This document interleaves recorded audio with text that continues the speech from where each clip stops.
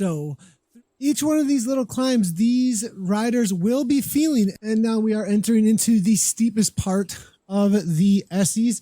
It gets all the way up into a 7, I think even 8% gradient. And as we exit the Italian village, we will be seeing that it starts to go into a false uphill flat that goes into about a 4% gradient initial kick and then kicks one more time. So it's kind of this 2-tier that right far out. And as riders crest on over the top, you will most likely see them up and out of the saddle, sprinting for the line.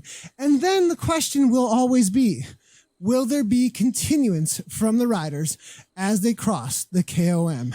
Anyone who knows Zwift knows that this is the most crucial point, the continuance over the climb. Watch out for attacks, especially from the riders who are not pure climbers, who make it over the top, who have a little bit energy left in their tank to go all out on these extreme high downhill gradients. This is a point at which it will really lighten up the pace if it is a group. Someone's off the front, this is where their head is down and holding on for dear life, while a pack, maybe from behind, is chasing them down. It's going to be too late after the bridge. So somebody needs to jump, and you'll see the jumps happening from way out, I would think, for people trying to get that break. But there's also an advantage coming into the line here past the piers to hold onto a wheel till just about now and then kick. It's all about timing and finesse of that timing with the biggest wattage you can possibly give at the right time to get to the line first.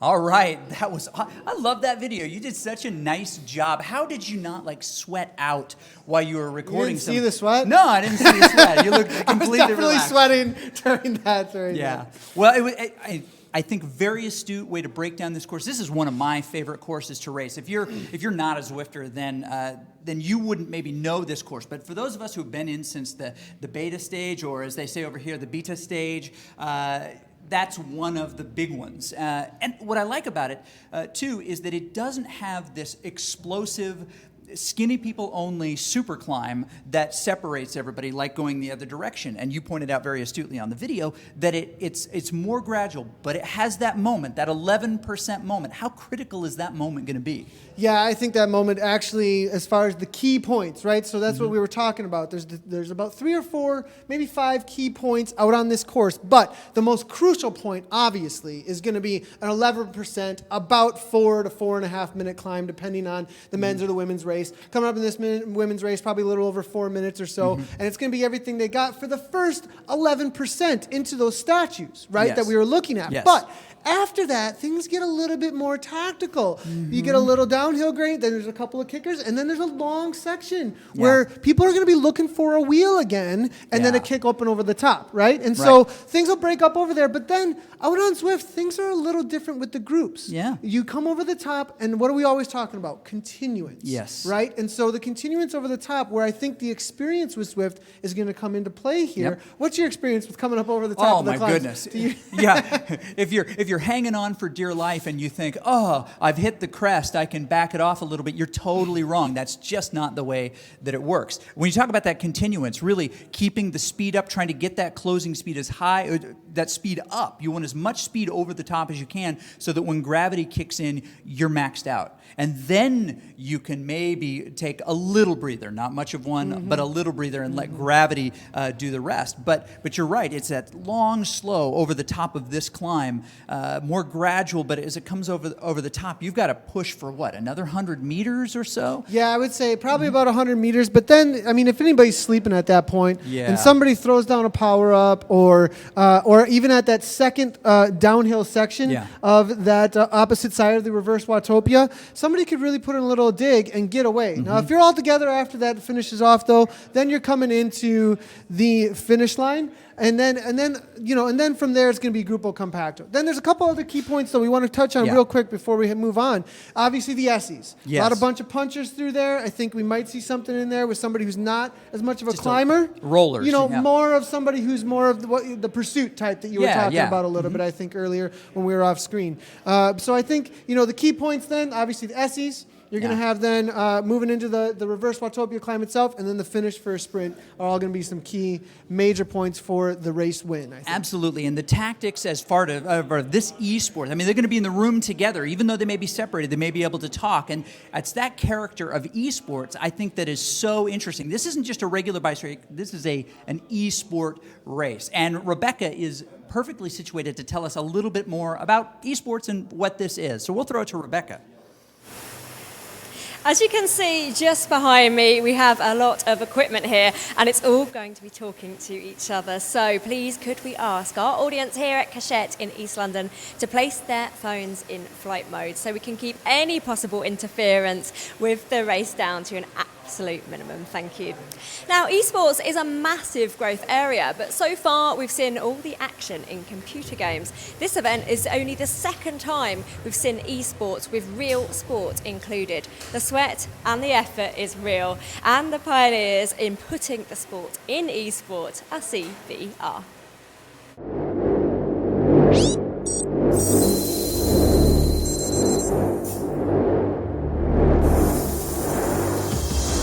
Cycligent Esports delivers professional, high-impact virtual cycling racing events. Virtual cycling consists of a real-life bike set up on an indoor trainer with power metrics designed to simulate riding through elaborate 3D courses. Bringing together top competitive cycling stars from across the globe, Cycligent Esports events are streamed live in high definition to online audiences across the world, made possible in this environment using custom software developed by Cycligent. Propelling the virtual cycling esports movement, Cycligent Virtual Rankings sets the stage for truly verified riders, both online and in real life.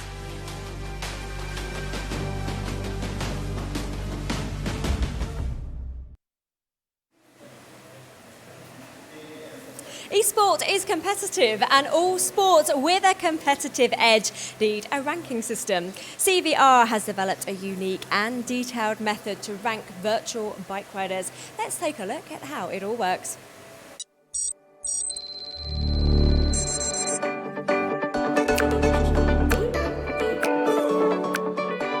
Cycligent Virtual Rankings is a ranking system for Zwift racers built to make racing more fun for all levels of ability.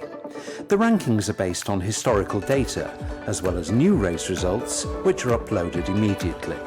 Races are divided into divisions, and points are distributed based on the strength of field in the race.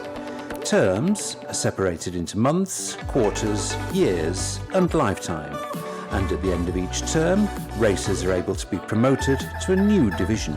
High-scoring elite racers are also automatically under consideration to participate in a CVR World Cup event.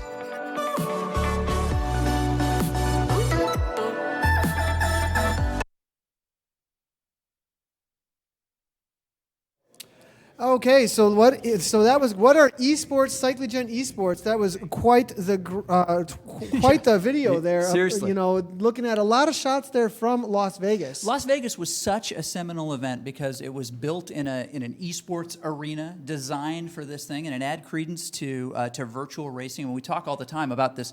It's behind us. This blend, putting the sport into esports. There's a lot of esports. I work in esports. You're a huge fan and a caster of esports.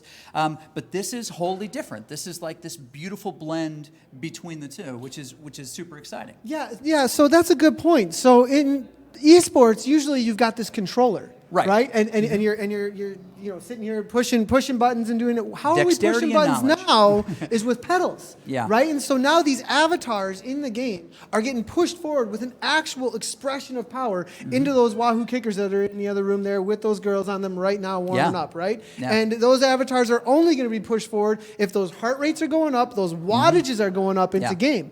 And so the idea here, a lot of times you have a finessing in your ability in a game of of your tactile to a mouse or to a controller or something. But now we have this situation where there's what are you pushing into the game? It's not just this tactile ability with your hands, but wattage. And I don't think that's something some of our viewers will fully understand. Maybe we should look into how has this esport changed then by the dynamic of what we're able to measure in cycling with wattage. Yeah, and it's an extension of what's happening in the cycling world. So people who are new to cycling esport may or may not be familiar with the long storied tradition of professional cycling and amateur cycling.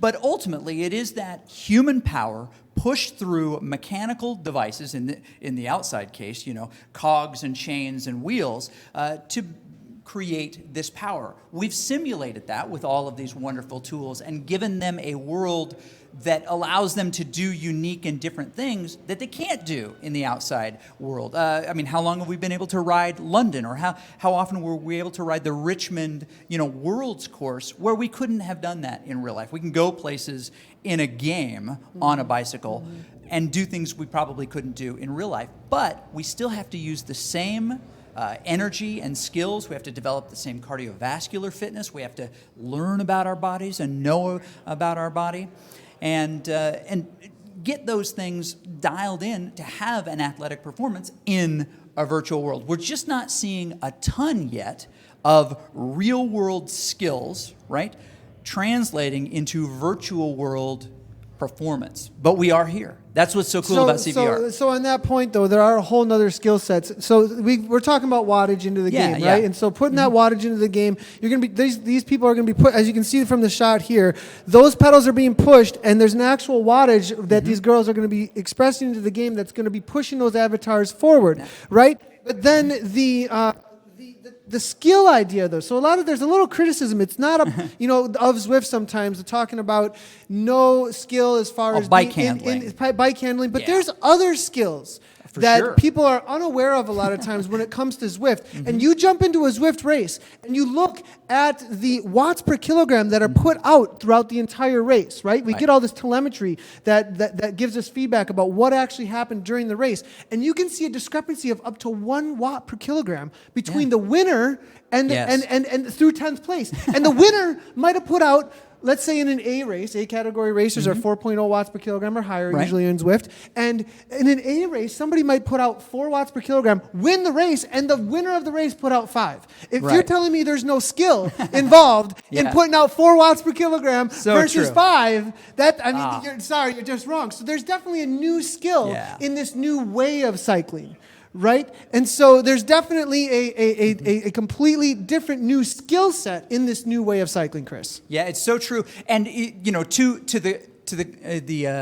opposite of that sometimes. I mean, it happens for me. It's not uncommon that I'll race an entire race and come across the line surrounded by people who actually average a watt per kilo higher than me, but I finish with them or ahead of them because I've been so careful about not doing more work than I needed to. I let them sit on the front. We talk about that aerodynamic advantage. One final thing before we go. We're going to be throwing out terms like watts per kilogram, and if you're relatively new to this or you're an esports viewer watching for the first time, every rider puts out watts. Every rider is measured their weight in kilograms, and so it's the division of those two that of your maximum power against how much you weigh that helps to determine really how hard you're working and how much you can do with that work. Really strong riders are in that 4+ watts per kilogram. And so we'll call out these numbers. You'll be able to see the difference. Even if you're new to this, you'll be able to see the difference. All right,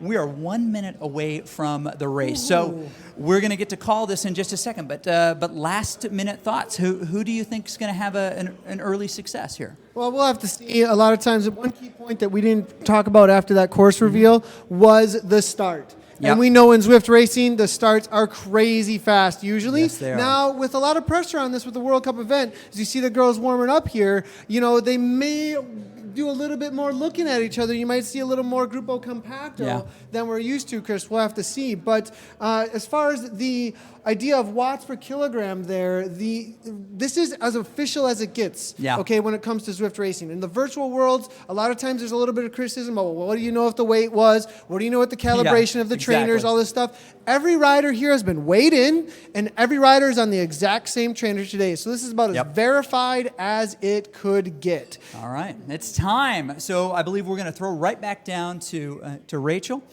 All right.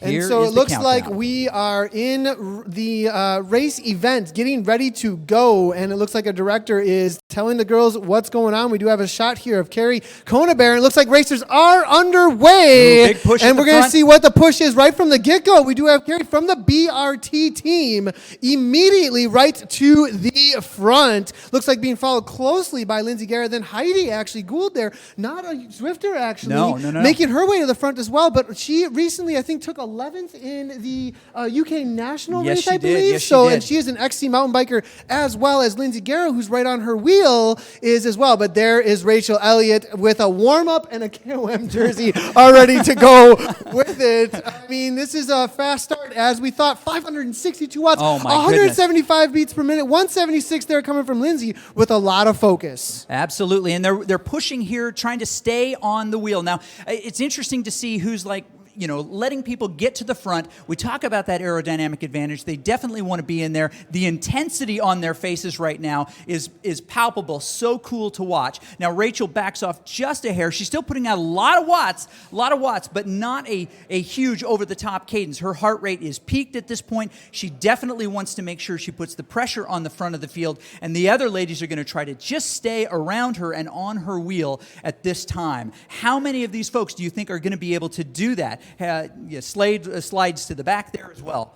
Yeah, and you do see Rachel here. She's head down. Looks like she's just going to do her TT effort on the front. We were actually predicting what's going to happen, what's the tactic going to be here, and I have a feeling that Rachel's just going to ride her race. She is such a strong TT-type rider, but look at the efforts already from these women. The sweat is already pouring like crazy right now, and now we already have a little bit of a gap, and it looks like Heidi, maybe tactically there, because she's Team UK, is backing off and not pulling Rachel in. That might actually be a tactical move there coming from Heidi. I believe it was Heidi there. Heidi Gould, definitely, with a little bit of a tactical move there to allow Rachel to go off the front. Lindsay already at 180 beats per minute. That is high. Now things may be in trouble already as that gap was allowed to go. Now, so, you know, she's got to make that decision if she's going to move up there right now to the front. And Lindsay was definitely eyeballing that gap, trying to decide if this was the moment to do that. Now, I can tell you that Rachel, as strong as she is not going to be able to hold that heart rate all day. Her best 20-minute high heart rate is 178 beats per minute. That's about the threshold that she can go. Now, she's a T-tier. She's going to be able to do that for longer than most people. But she's not going to be able to do that for an hour. It's just not going to happen. So they're going to have to work together. She's got her teammates back there. Lindsay can manage those teammates. They can speak to each other. They're all on the same line. They can talk about who's going to pull forward. And we see that look on their face. That's the UK team. They are pushing really, really hard. Now, the other girls are a little different posture. They're sitting up just a little bit, but they're definitely in that same zone together. Does look like Lindsay has been fairly isolated, though, at this point, surrounded by UK riders. I'm not sure she's going to get a whole lot of help, actually, amongst this group. We do see Heidi Gould here, the UK XC mountain biker, 173 beats per minute, calming down a little bit. And I have a feeling that the only time that we are going to see Miss Rachel Elliott again might be on the climb. I think her avatar there is just out of sight. Yes, we can get a shot there of the race leader. We might be able to see exactly what's happening here, but we do see Heidi there making a little kick, actually, up and over the top of the climb here, up into 300 watts, 178 beats per minute, maybe trying to close things down. Lindsay, with that draft still only 4 meters back at this point, and if you are unfamiliar with the game, you do still have a draft within 5 meters. Carrie Konebear there now just getting right back on terms with the front of the race, not letting things go. Lindsay grabbing the wheel there again, it looks like, as they are coming back down toward the sprint, and the Essies are over. The first key point to watch out for, and already think there is a gap, but it looks like Rachel Elliott is still within sights of the riders at this point, Chris. Now, here's what I don't understand. She's got her teammates on the front of the chase group doing too much work. If they're really working together as a team, they should be able to back off a little bit, let those world riders come to the front, and let the UK riders sit on the back. Let them chase. You never chase your own teammate. Now, if you want to get on the front and you want to set a false pace, you want to set something that looks like it could come back, but it won't, you want to get them to come around you, to be impatient and say, I'll put in the work right now. You want the world to try to put in the work. You want people like Lindsay at the front. You want Janice. You want Katrina, Hannah, all at the front, so that they're going to spend their energy trying to chase back Rachel Elliott. She is definitely the carrot up ahead right now. Now, we'll get these gaps here in just a second. It looks like she has a huge gap already through Sprint Town. That's got to be, 35 seconds at this point? We'll get those gaps for you in just a moment. But she is running away with the lead of this right now on the first lap. Yeah, it does look like she definitely has quite the gap at this point. I do see at the bottom of the screen there for just a moment what the gap was, and I believe it was out to 100 meters or so, maybe more. Still putting out 350 watts, 176 beats per minute, dropping up and down just a little bit. Definitely a solid effort, but look, she's still almost within sight, though. They're just coming out of the Italian Village. We just saw her come out of the Italian Village about 30 seconds ago, so I believe she's just crossing over the top of this little false flat here just ahead. It's still closable. This is a 4-lap off the front race for Rachel at this point. No kidding. She is going to have to hold a crazy amount of effort all the way to the finish of this race. Now, it's going to be up. The shot there on Lindsay at this point. What's going through her mind at this point? Being a strong climber, that's probably all she's got on her mind at this point to close things down. I'm going to hang in this group. I'm not going to get separated from this group. Maybe Lindsay's thinking, she's moving to the front here saying, let's go, ladies. Let's pull this back. And she's definitely got some folks in there. Now, Rachel seems to be wearing quite a few jerseys that she achieved in her warm-up, which will show you how fast she is. If you're new to the game, there are different jerseys that you can don for successes in the game. So that mountain jersey, that green jersey, the green for sprint, the mountain, of course, for the mountains, will throw itself onto your avatar, replacing the kit that you have, showing everybody in the game how strong you are. And she is incredibly strong. Now, I mentioned that heart rate of 178. She is just below that. Now, her FTP, which is a 20-minute measurement of how many watts she can put out in 20 minutes, is 305. Now, she is near there and exceeding that. I'm telling you, I don't think she can hold this for 4 laps, Nathan. I think the group is going to be able to pull her back. We've got Rachel. You see the suffering on her face, the sweat dripping off her nose and off her chin. She is working really, really hard. This is no ordinary video game, Nathan.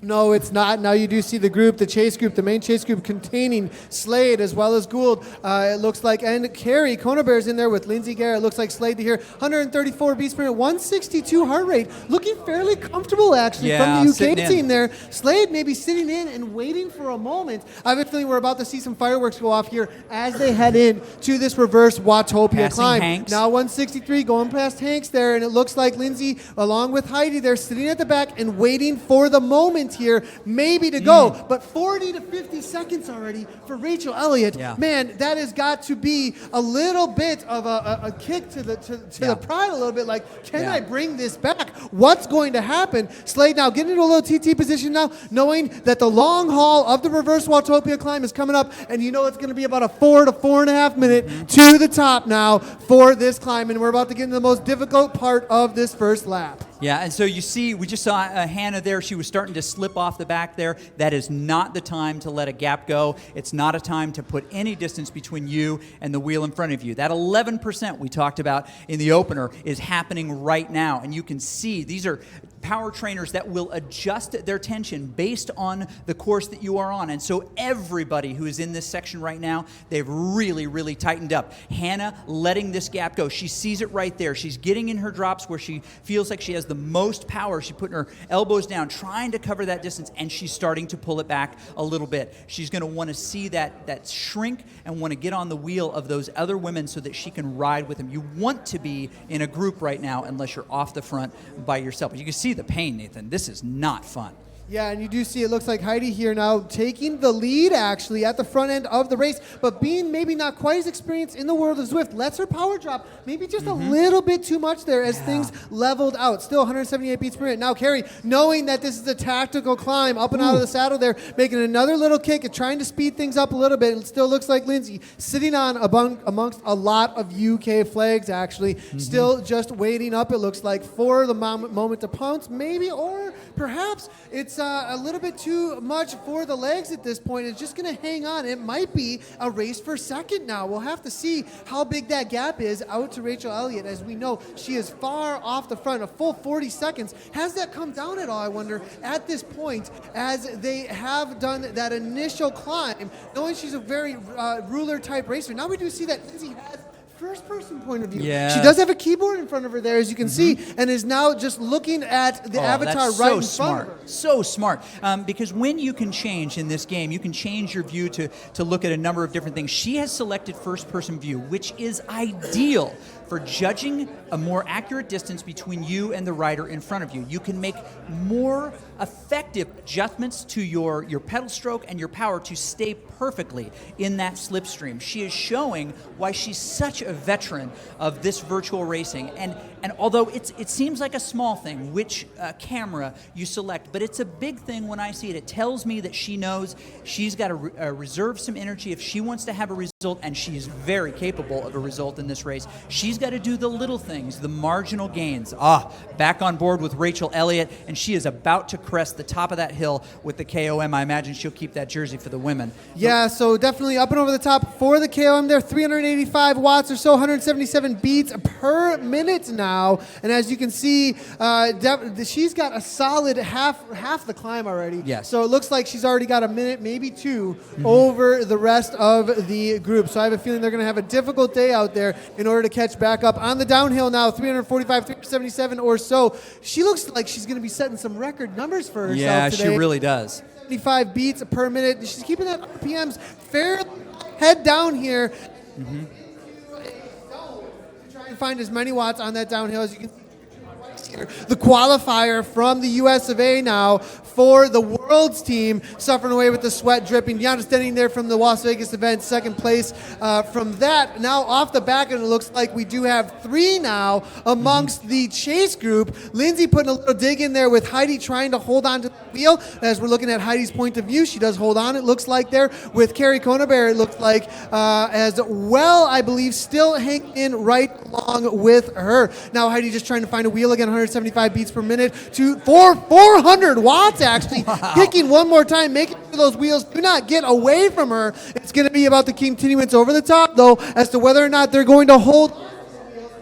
Now Carrie, right along with Lindsay and Heidi, will crest out and find themselves on the downhill and maybe a little reprieve. But now that they're just cresting over the top, Rachel Elliott already around the corner, a full 2 minutes ahead, it looks like, of the rest of the group. And the rain is falling here on Watopia Island. She's about to come around and make her first lap. You know, Heidi did a really, really smart thing at the end, at the top of that climb, and she made sure that she put in that big kick to stay with those other two riders. It is critical. A gap of 5 seconds, even 3 seconds on the other side of that hill can turn into 15 seconds. As those riders hit the downhill, the gravity takes them, and all of a sudden that gap grows. You might think, I'm only a couple seconds behind them, but they can go deep, deep into the red there and come down the hill. And riders who are descending together will always descend faster.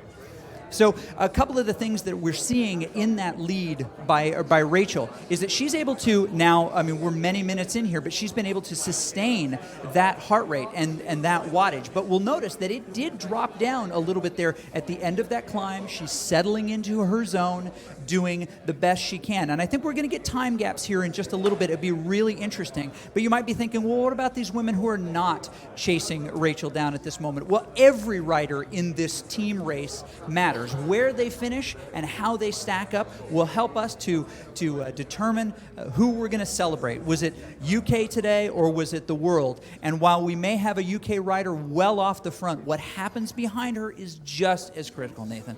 Yeah, definitely. And I am getting reports that so far she has put out a crazy watts per kilogram, actually. And whether or not this is sustainable is going to be the big question. We are seeing the wattage starting to drop a little bit here. We have seen it up at 350 over and over again, but now we see it dropping down into 243 through 290 and then back into that 300 or so. 177, 178. This lap has probably been right around a 13-minute lap or so. About that. That's crazy. So fast.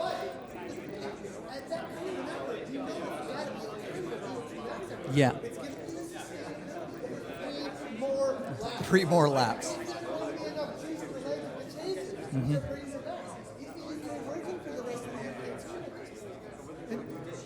All right, so what we're seeing now as well is these women are working together. No one is really off the front here. No one. I guess we're getting a big lead on the front here as we look closer to Conabare there, who is really the last one in this group. She's kind of hanging on to the back here, making sure that she is in contact. It looks like we've lost Heidi a little bit here. Oh no, I take that back. Hannah has moved back to the front, and she is working in this area. We're looking at Rachel Zambrano and the rest of this group coming up and over the top. It looks like they've mixed in with a couple of other riders who are on the road, which is one of the things that is part of the strategy, frankly, of this game. There are other riders on course. Now, they are not riding with those riders, but they can be visually confusing. So as the women come up, they think they're just within reach of these other riders up ahead, and then as they get a little bit closer, they realize that, oh my goodness, they're not the racers that we are. It's a tactic that you can use as you come through a lot of riders to maybe escape and get away, just like you would in the real road races, right? The outdoor road races. You use the advantage not of other riders per se, but of a corner or a blind hill or something that you can lose sight of your other folks and be able to get an advantage. Now, Lindsay, very, very smart, cagey, in fact, not putting out too much power, but staying right there in that first person view, that view 3. So she's always right in the sweet spot of the wheel. But we're getting into what I think is one of the more difficult sections of this, which is a steady uphill roller into the S's.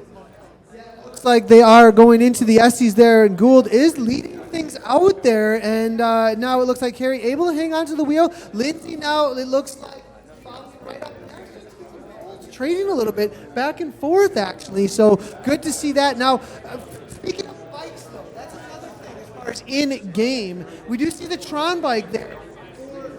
Yes. And we do see Carey there on, it looks like maybe the S5, and then it looks like maybe on the S5. So a little bit difference in the bikes that are being used for the race today. What do you think about that, Haskell? So those are some very minor differences in general, but they are definite selections. Now, Lindsay has unlocked what we affectionately call the Tron bike. Zwift calls it the Zwift Experimental. You'll notice that is the bike with shimmery laser wheels. She's selected kind of a purpley pink there as her color, but that's selectable. It takes forever to unlock that bike. It is a status symbol in the game, and it is also a very nice aerodynamic bike. So all of these bikes, and you make this very good point, that they have selected all have weight and aerodynamic effect that is calculated into each rider's ability. Now, they're not so dramatic that they'll be give you a chance to get away, but they do offer little things. They also have the ability to select their wheels. Now, the combination of those things can be very intentionally strategic. Say, for example, that the experimental bike, the Tron bike, as you were, is a little bit heavier. Well, if you're doing all-day climbing, you're going to choose a bike that is as light as you can, so that your watts versus your kilos give you more power up the hill. But as we see Carey there kind of working on that, she was on an S5 bike. I believe that was the one that she's doing, a nice lightweight bike. But as we get this profile view, which I think we'll get a little bit more, the selection of the wheels also, again, they're just marginal gains. But if you're really thoughtful and really strategic, and I think Lindsay is a great example of one of those people who's always thinking about the combination, and they make those decisions, which maybe it gives them, a quarter of a watt in a certain spot, but that may be the difference to lay in that attack. Oh, we get now this we do great see, side look view. at the shot now. It is 244 at this point, up to Rachel Elliott. So the gap continues to go out. She's putting out 4.7 watts per kilogram, 4.5 as you can see here. Carrie now taking up the lead. Lindsay sitting on now. It is 48 seconds back then to Slade. So it's going to be a difficult day, it looks like, for the chasers to bring back Elliott. It is a huge gap out to her at this point. Huge so gap. as you can see here, the three of them, I think, maybe racing for second on the day. We did see Rachel, looks like she's suffering pretty well, but with 3 minutes off the front and putting out over 4 watts per kilogram still, it's going to be a difficult day for the riders today. But now you do see, look, it does all over the place. And this is an interesting tactic she uses. Yeah. She kicks and then backs off, and kicks and backs off, and kicks and backs off. But now it's going to be a more consistent, I think, all the way up and over the top here. Still 177 beats per minute. She's got her head down continually, just pushing as hard as she possibly can to hold on to this gap, or even make the gap continue to go out. And she still has that Queen of the Mountain jersey actually out there. And she had the sprint jersey. The sprint jersey. She's absolutely flying. Now we have the shot there from overhead on the jib camera, and look at all the girls absolutely pushing everything they can into these bikes. If you're just tuning in, this is virtual cycling meets real cycling esport. Real power going into each of those pedals from these women, absolutely putting everything they can into the virtual game of Zwift right now. And the wattage is real. As you can see, Rachel Elliott there, the current race leader, putting everything she's got into these pedals to hold on to that lead and try and break. It looks like has already broken the rest of the race. And it may be a race for second now, Chris. Well, and I think that it might be also, Nathan, a race for second and third. Now, you've got 2 of the world riders in that group. You've got Hannah Slade and you've got Lindsay Guerra. From the UK, I put her in the wrong category. So it is the world versus 2 more UK riders, and they really are strong in this case. Now, the gap to the next group was not that far, and as you look around, they are doing a good job now of not trying to chase their teammate, which gives the opportunity for those racers behind to be able to catch them. And we'll see those gaps in just a second. That's a really good point. But Lindsay, again, as we look on board her cockpit, she is being smart. She's not going to do the work. She may try to motivate the pace, get them to do a little bit more, but she's going to sit in to try to get that second spot. The second spot is a critical piece. When we look at the final standings and we add up the performances of each of these riders and crown ourselves a winner of this race, we can see that. Boy, she's got 2 minutes and 24 seconds now, Rachel does, on this trio behind her. And it doesn't look like they are going to put out the overall watts to catch her. They're coming by Hanks again, and if you've not seen it before, if you're new to the game, that's that cute little store on the side there. They're about to start the climb. Yeah, and as you do see, Lindsay maybe positioning herself now. You see her avatar making its way forward, and now Heidi actually positioning herself as well, being a mountain biker as well. These 2 mountain bikers might be looking for this spot on the course to try and break things up. Carrie's been sitting down for quite a while. I'm not sure Heidi wants to get rid of her teammate at this point,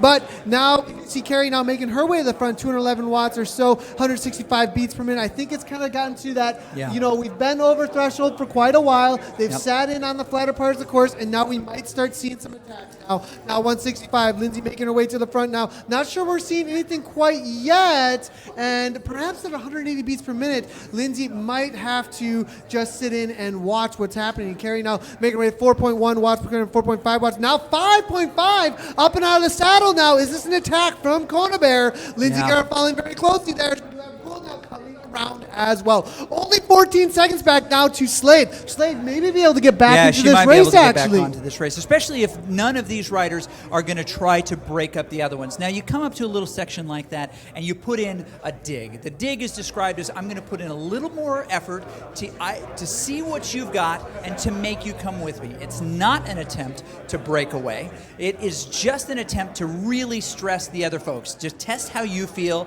to prove that you feel probably better than they do, and to ask that question to those around you, what do you got? Yeah, now, and at 180 beats per minute there, coming from Heidi, I'm not sure there's a whole lot left to go. And Kona Bear now with another move to the front there. Lindsay looking pretty calm. The rest of the girls look like they're suffering pretty good there from the Worlds team, though, as we do have Katrina there with a little head shake. Holding onto the wheel, though, looks like of another rider. It looked like, to be honest, and Rachel were working together fairly well, but Kona Bear there, 112 RPMs or so, 168 beats per minute, making her way to the front, and with Heidi there sitting on, doing a lot of work at this point now, and it does not look like it's really a lot of interest in breaking things apart. No attacks for a while.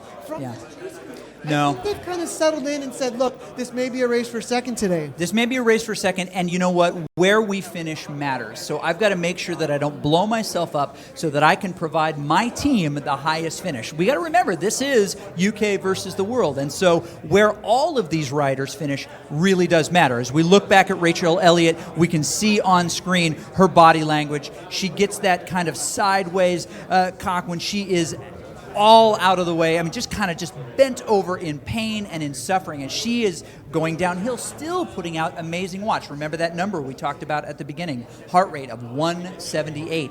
That is her steady max. That is where she can put out the most for the longest. And it cannot feel good.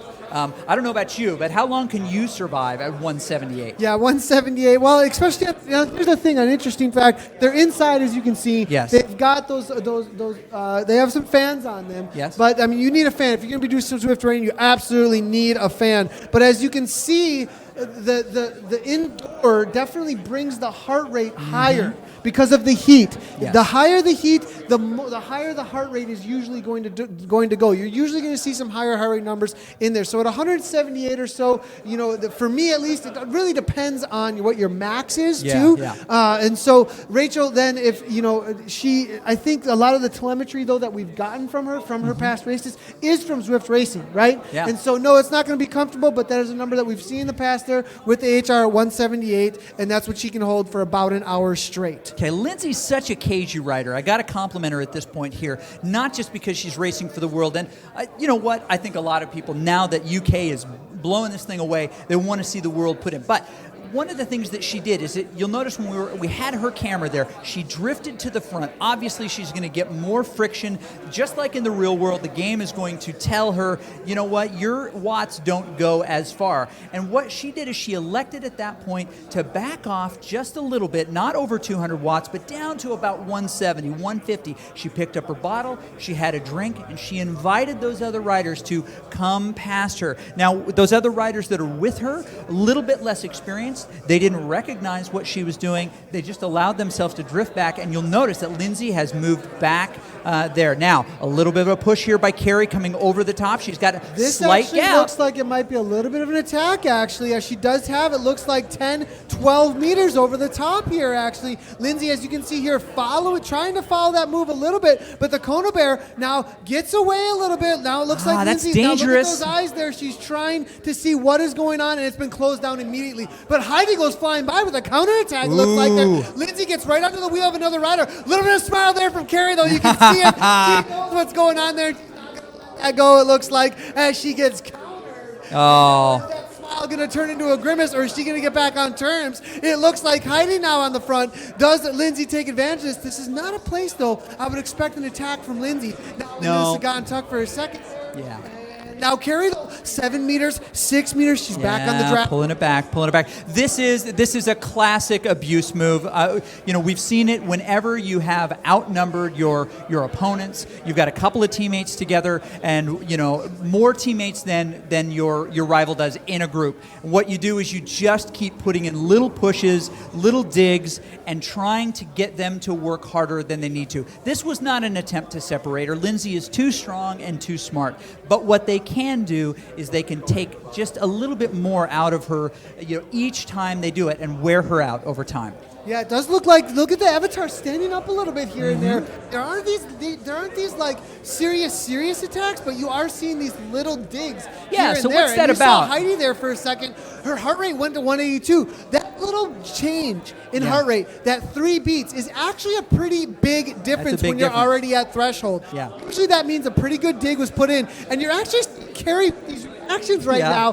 What the girls are doing, and I think she's kind of like, I see what's happening here. Yeah. I see what's happening. Now Lindsay's still sitting in. You've seen her rotate amongst these girls over and over again. And I have a feeling these are trying to get up and out of the saddle now. It does look like Heidi's starting to suffer a little bit as they're lap 2 out there today between this chase group. Yeah, Lindsay finds herself on the front again, and not very far behind her, Carrie.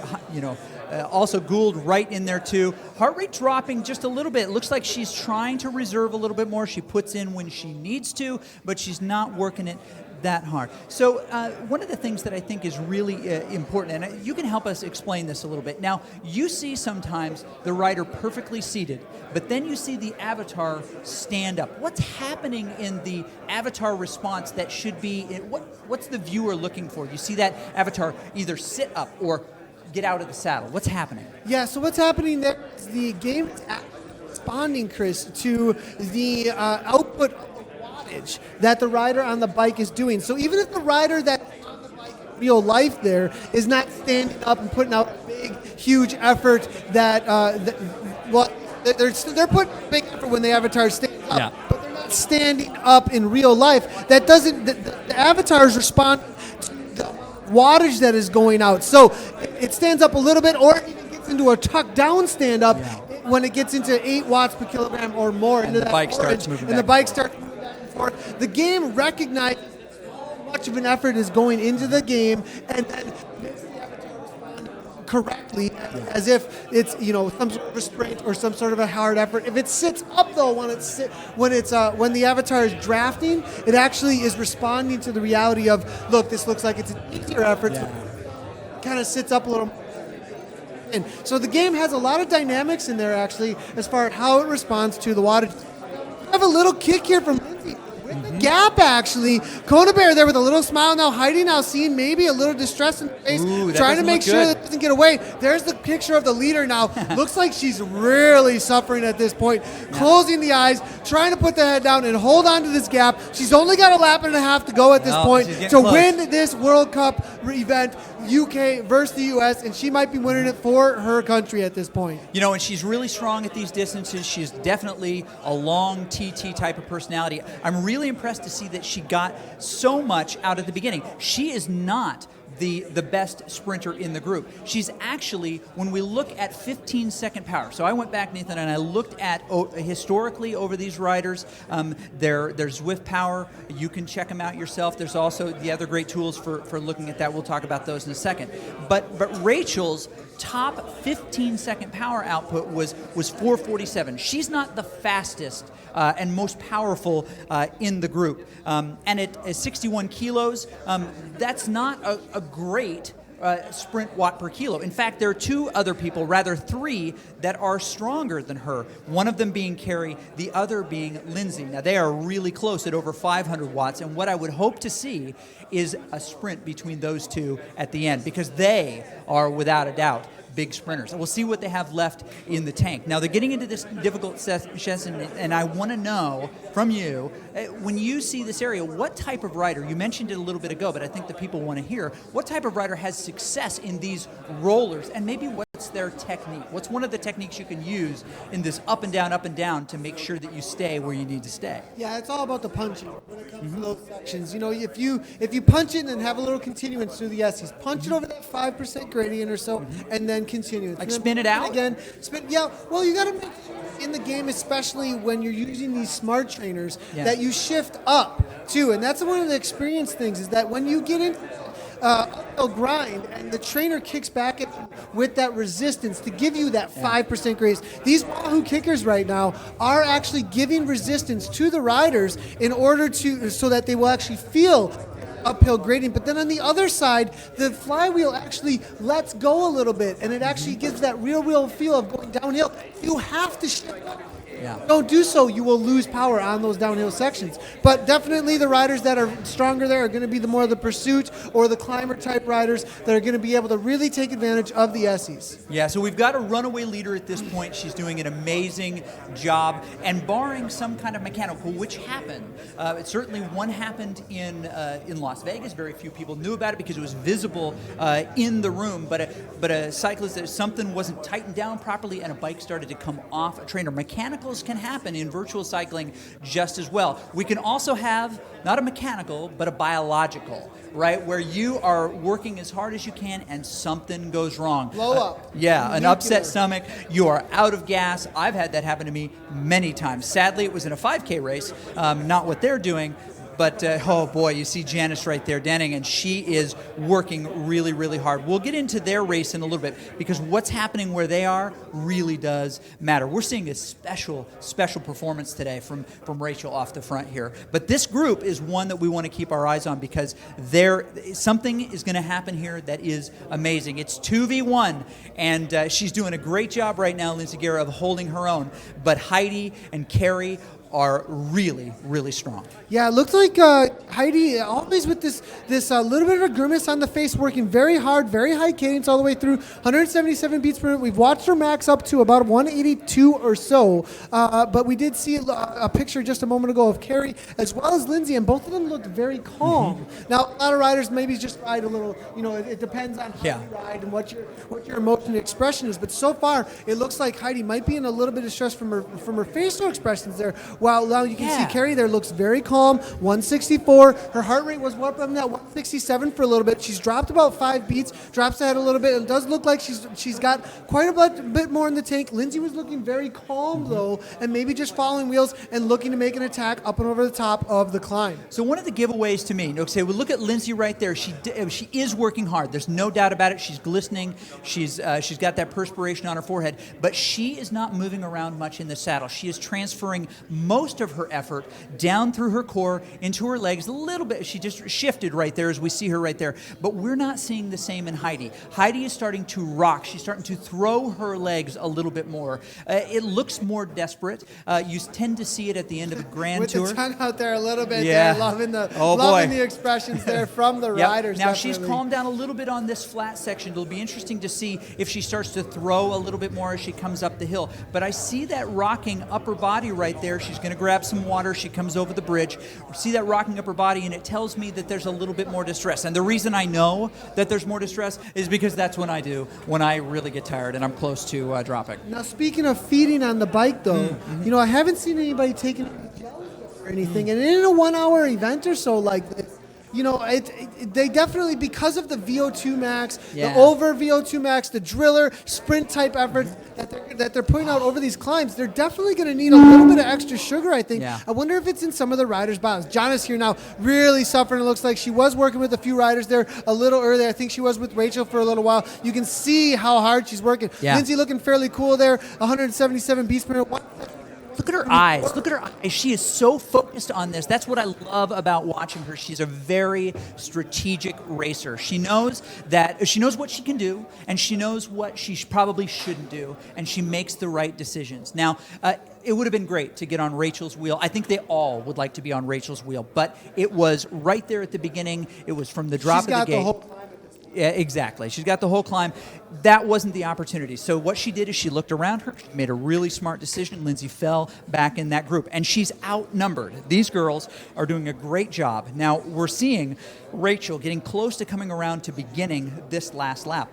Her heart rate starting to level out. I mean, still really, really high. We're seeing those high watt numbers, as I mentioned before. Her FTP, tell us what FTP stands for, but her FTP is 305. Yeah, and so FTP is functional threshold power, for those of you just tuning in and are unfamiliar with Zwift racing or cycling in general. Yeah. Now, see, what has happened with the world of Zwift is there has been this power meters that came on board about 2000, 2001, 2002. They really started to take hold. And then as soon as they really became mass market power meters, the measuring of wattage on bicycles so that people could train with them, then from there, when they become really, really popular in the world, as well as starting into smart trainers, you started having measurements. Zwift then came on board launched this virtual cycling by measuring those wattages into the world. Oh, and she's doing it again. So we talked about this the last lap. Lindsay finds herself on the front. She comes up to that difficult section. She backs it off just a hair. Ooh, big move by Carrie. Yeah, this she's is coming actually a move by Carrie. Actually, it does look like a little dig. She's down up and out of the saddle there. Goes by the right. at about 3 meters there or so. But now Lindsay, it looks like, able to cover that very quickly. Where is Heidi? Is she on the wheel? I can't quite see the meters there. It's about 6 meters out. She just closed That's down. a tough spot. And now you do see the suffering on the face there. She's so focused. This rider has been laser focus and serious effort from her all the way through. And being an unfamiliar, a person who's not very familiar with Zwift, I'm extremely impressed by her ability to use the in-game skills that we were talking about for the race today. Now, she's doing herself a little bit of a disservice, and this might be her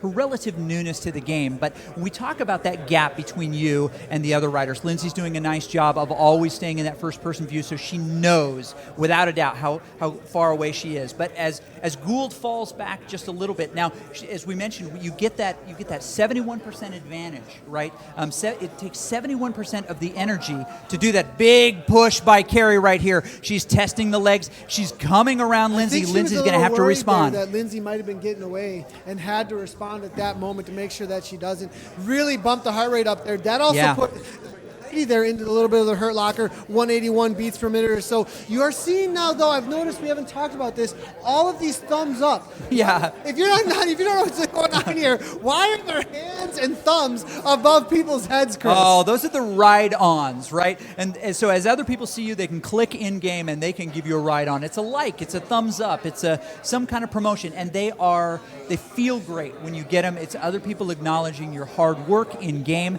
and these racers are no different. Now, the question I have is how much does a ride-on weigh, and what is the aerodynamic disadvantage of having your pockets full of them? Because they do fill up in your pockets. But yes, if you want to give all these riders a ride-on, you can do so. You download the Zwift mobile link on your app, on your phone, or you can also log directly into the game, find the riders out on the course, and give them a ride-on, which they can see then, and we can see actually in the game. We do have a little gap here with Lindsay. Maybe a little bit of an attack or just being steady there. It looks like Heidi here still at 180 beats per minute. This is a few beats higher than we've seen throughout the race, actually, covering a move here that looks to be maybe a serious one from Lindsay Carrie Garrett off the now. back. Carrie's actually off the back, suffering pretty good. Is this a full-on nuclear moment for her? She's actually drinking. That might be the moment of breaking for Carrie. 140, I think she's 150. let it go now, and it will be Gould and Lindsay maybe off the front. Looks like Lindsay's really putting a dig in at 180 beats per minute. Now 220 sitting on it, looks like. Carrie now trying to get back on terms after this one last she's got to do it now. But it's now or never, as this is a moment of truth here for Carrie Conabert. If she's be able to grab a top 3 position still, 165, the grimace on the face there. Gould. Oh, now we've got two XC mountain bikers off the front. Yeah, they're backing it off just a little bit. This is Carrie's chance. She cannot relax when she gets to the top of this. She's got to push underneath the banner and get that closing speed up as fast as she can. Now, they're not going that fast, but if she can get 2 back, the look on Lindsay's face, she's just thinking about this. She's being so strategic and thoughtful at this time. But if Carrie can get those legs spinning real fast, she can close that distance, but you cannot wait. Now, I think we've all been in that before when we've raced outside. You race outside and I race outside. You have that moment of truth, right? When you have to say, this is my race. I realize it's a lap away. Oh, wow. So now it's interesting here with going to the front. 100 watts. Now up into 454 watts. Counter move. That's what this is about. So she knows her teammate's gone at this point. So she counters, and she actually gets into circuit breaker. She got an achievement on the attack with the Sagan tug there from Lindsay, being an extremely smart rider, drafts right on her. And all that happened there was the opening up to the UK rider. Now it does look like maybe a counterattack coming from Lindsay here. 183 beats per minute coming from. I'm not sure if this is going to work now, but now with it does. She's getting achievement after achievement after achievement. You can tell how new she is because of all the achievements. Swifter, she grabs all the achievements today. That's excellent. And she did a really nice job. Now, that an attack downhill like that when you are so close together is not a breakaway. You're not going to do that. But anytime you can test the legs and remind the person that you're competing with that I am probably stronger than you, you can chip away at their mental fatigue to the point where they may, at some point, give up. Now, probably not here. She's going to be able to stay with her, but as long as she can continue to do that. Now, the counter is that if you're feeling pretty good, and the other person keeps throwing these little attacks at you. You find a way to get back on the wheel. Look at that steely face from Gara. Yeah. Look at that. She let her on the front. Yeah. Knocked to the front. I think she realizes Carrie's not going to go with another move. Maybe blown up at this point. Maybe has a lot of juice left. We'll have to see. And, but look at the first person point of view she's using. No one else at this point is using that first person point of view. I think this is a tactic for her in order to use that skill. And when she goes to the front, she's doing the work. If I don't see the avatar in front of me, though, I'm going to back off. I'm going to back off. Right, and always make sure that gap to you and the next rider. The aerodynamic effect is really important in this game, as it is in the outside world. But in this virtual cycling, you want to make sure that you're not spending any more of your energy than you need to stay in the position in the race you want. So you've got to be so tactical about it, and she is. There are moments where she's breathing through her mouth, we see. There are also moments that she's breathing through her nose. A little bit of a smile from her. You see Zambrano over there on the other side, denning right next to her. You know what that might be? I talked to a lot of people who are going to be spectating that are from these teams. So some people might not know that there's actually teams, though, that are personal teams that they're on, though, too. So Lindsay riding for Vision, Carrie there for BRT. We also saw Giannis is also riding for Vision, CIS for Katrina, Rachel Elliott riding for the KRT team. I think they're getting a lot of messages, direct messages in-game. For those of you who aren't Zwifters, you can actually get direct messages directly to you. From the team car, so to speak. Or from whoever's messaging them. So on their own screens on the right-hand side, they might be getting some. That might have something to do with some of the smirks there. Now, we are seeing, it looks like here, a little bit of attack there from Heidi. Again, the current race situation, for those of you who might be just tuning in, we do have one racer off the front, Rachel Elliott right now, right from the get-go, broke everybody first time through the Essies and grabbed a huge gap. She's already, it looks like, about to head into, it looks like, the bridge and into the reverse Watopia climb right now. She's got a huge gap in the race right now. 177 beats per minute, 400 watts now for just a moment there. She's already on her last half a lap. She's going to be winning this, barring any kind of crazy mechanical or anything. Getting ride on after ride on, riding for the UK team as well as the KISS Racing team here out on course. Rachel Elliott going to be your winner, barring anything crazy. There's her stats there. 39 years old with estimated FTP of about 310 watts or so, 137 pounds or 62 kg. Rachel Elliott, super strong out here today, dominating this field. No kidding. And if you're new to cycling, you can take heart in something like this. If you're new to cycling or you're considering it, it is a lifetime sport. People compare it to tennis and even running and golf as something that you can start at a later age. I'm not saying that she started at a later age, but you can start at a later age and continue to improve into your 40s and 50s. Lindsay finds herself on the front again. Now, this is a little bit more watts than we're used to seeing from her. And her FTP is right around 220, 230. You know what I think this huge might be? Attack just yet. Yeah, I think this might be, and it looks like we've had a little bit of a dropout on the cadence for her, but I imagine that'll pop up again here in just a second. Sometimes those little electronic pieces, they come and they go. But the interesting thing for her is that as she comes up over these hills, now her trainer is going to bite a little bit more. It's going to cause a little bit more strain. Just like you're riding a regular bike up a hill, it gets harder. Now, she's doing a really good job of trying to keep her cadence in the same spot. So you're going to see that power number go up and that heart rate number go up. And that's a key to doing that. Oh my goodness, she looked like she was bent over her bars. Back with Rachel, though, it looks like 180 beats per minute. This is the last dig up over the top, making everybody from the UK proud. Up into that 300 watts or so. It does look like she may be fading a little bit, though, as we saw, dropping down to 300, up into 180 beats per minute, yet seeing a lower power output at 180 beats per minute, 179. Over threshold heart rate with lower power numbers is all about that glycogen store has been blown out. Now, sugar storage, actually used for those over threshold efforts, and those that must be completely depleted. Now she's just going on the fumes and making her way to the line. Absolutely. Now we got a good view there of the cyclogen cockpit that these racers are riding with. These are a special unit that allows them to have computer and monitor and camera all in the same space, and they are beautiful. When you're sitting on the bike, you feel like you're surrounded by this incredible world. Since, of course, VR glasses would be a little bit sweaty. You've ridden with them. I've ridden with them over there at the Zwift HQ before, and they're great. They're really fun, but this is the way to do it. These cockpits are beautiful.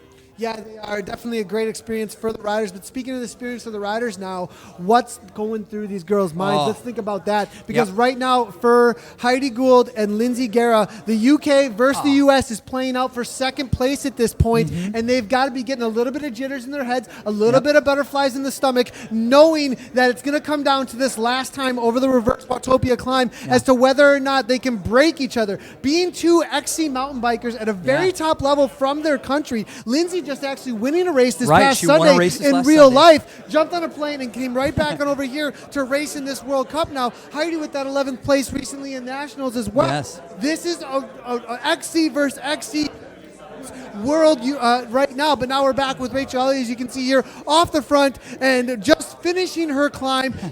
This win today. It's just about pedal stroke after pedal stroke to hold on to this lead. I don't think anybody's going to see her again, barring anything happening. I don't think anything's going to happen as well. It looks like she's got this one in the bag. So it's all about that for second place at this point. Now, she is a time trialist. She is used to being by herself and pushing herself to the limit. She doesn't need anybody else to tell her where to go. She knows when to go herself. And that time trial ability is a special one. Not everyone different types of racers. What I like is that we have one strong sprinter in this group. Now, when we talk about the number of these racers before, I think that we have to give the odds to to Lindsay here. Now, we'll have to see, though. And here's the thing. We don't have a lot of information on Heidi. Yeah, we don't. Right? This is kind of a wild card situation where a non-Zwifter, or somebody who hasn't done a lot of Zwift, is jumping into this world's event here, and we are maybe going to see how that's going to play out and when she's going to go. But I think right here, as they're moving their way into this final climb for second place, Rachel Elliott crossing up over the top, 180 beats per minute at this point. She just has to coast to the line, essentially. Okay, now there are two strategies here I think that you can play if you're either one of these riders going for that second place. So we can't underestimate how important that second spot is. Now, when we look at these two teams, you need those points. You cannot let the UK get 1-2. I mean, really, you're not going to recover from that when you add it all up at the end and we crown a victor. You have to have that second place. It allows what happens behind you to be really meaningful. So there's a lot on Lindsay's shoulders. But as I mentioned, two possible tactics as they come up and over this. Lindsay can make a hard move, an all-out, just a buster to try to release the Kraken, get off the front, and separate her. Really break the will of her competitor. And now here we go. This is it. This is what we were looking for. Just what you said. Lindsay Guerra with the attack. Heidi was not looking even. Oh, look at that. 700 watts, boys and girls. 681 watts, 181 beats per minute. Heidi trying to close it down. The grimace is there, but I'm not sure it's going to happen. Oh, she sits back down for a sec. 420 watts now. We are seeing her trying to cover that move. She's bringing it back in. 424, 180 beats per minute now. And we're seeing now maybe a little defeat. We're not sure it's going to be able to close down. 189 beats per minute. 370 watts. Will the continuance be there from Lindsay Guerra for this second place? It is getting closed down. Heidi's bringing her back within her sights. Can she close it down? 188 beats per minute. 172, 173 watts now. And is Lindsay now slowly walking away? Will she be able to close it down? It looks like the heart rate has to come back. Yeah, she and her cannot watts go much drop more way over. down, and you see the look on her face. She burned more matches than there are WBR races. She may have done too much too early, and she didn't have it here. How brilliant of Lindsay to be able to make that move. And I don't want to make it sound like I'm just singing her praises, but she did so many smart things along the way. Rachel about to win this. She's got a big gap now, like 3 minutes, and she comes across the line, and she knows she's right there. There it big is. applause we can hear the applause from the crowd. Look at how hard that effort was. And she takes the win in the first ever CVR World Cup UK UK versus yeah. the world in London. Amazing job to Rachel Elliott. Huge congratulations to her Yes. on that win today. Lindsey Garrett now holding down for second place with that first person point of view that you can she see can't here. give it up yet, though. 190 beats per minute. She's holding on to second currently, but Heidi with a grimace there trying to chase down. Oh, it's got her to in work sight. with now. Yes. Uh-oh. That's And now right. will there be a little bit of outside assistance trying to come in here No, for but Heidi now? That's what you do. Honestly, that's what you do. If you find yourself off the back and there's a million people on the island, even if you only get just a second of a little advantage, you surf that crowd just like you would in a real race. You try to surf every wheel, just get a little bit of a break. Wow, when we see the overhead 21 view. seconds that we're now looking at, and 21 looking seconds. at 4.0 coming from Kara now, 7.3 there from Gould real Boy, quickly that'll now. pull it back You real know, fast at this speed. 25 seconds is a huge gap now. Yes. All Lindsey has to do is stay fairly consistent, I think, in Oh, order to look at hold this. on to this. Look at this. So Heidi definitely did hit the red line, and it came back. Maybe she flooded the engine on that climb, but she is now in her spot, in her zone, and she's able to put out much, much more on this flat. Now, her trainer is not Look pushing at that back. water Oh, stall. yeah. She's really got a.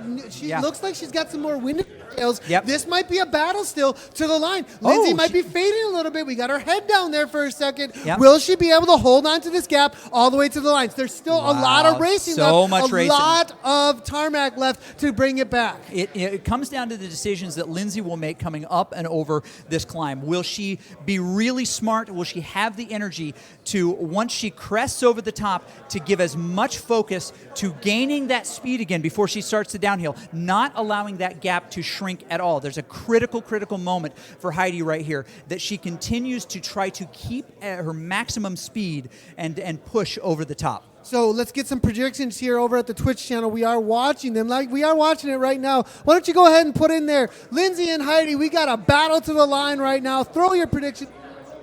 We see them come through a little bit here and there, but it's 182 beats per minute here coming from Heidi Gould, XC mountain biker versus XC mountain biker, up and over the top of the reverse Watopia climb. We do see our winner here just cooling down. When are you guys going to finish? What's going on Only here, girls? 3 jerseys? Come on now, 3 jerseys out on course. Rachel Elliott dominating here. We've that got some it? predictions coming through from LG coming from Allison Doug, Dwayne Grain, and a whole bunch of them coming through here. Lindsey staying very consistent there, riding for the world's team out from Vision Cycling. As I look at her legs here, I look at her knees here, I know that she's got a lot of power in those legs, but she is doing a different kind of pedal stroke right there. Very different.